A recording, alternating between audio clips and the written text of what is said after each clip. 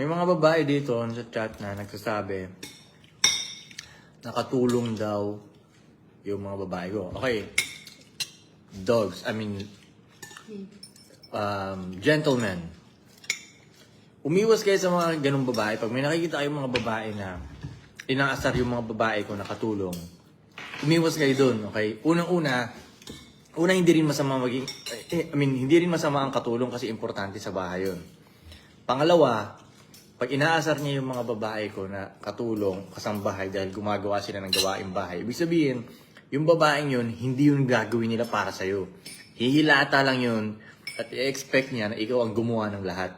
So, iwasan niyo yung mga ganung babae. Maraming makikitang comments sa mga YouTube namin, Facebook, Instagram, ng mga babaeng inaasar yung mga babae ko. I-block nyo na yung mga yun dahil wala ring silbi. Anong silbi nun? Walang gagawin para sa yun eh. Hindi ka pagtitimpla ng kape nun, alam mo yun, hindi niya handa yung breakfast model para sa kanya. Nakakababa yun, which is hindi talaga totoo yun. Diba? Sino ba namang lalaki ang gusto ng babaeng walang ginagawa? Wala. Zero.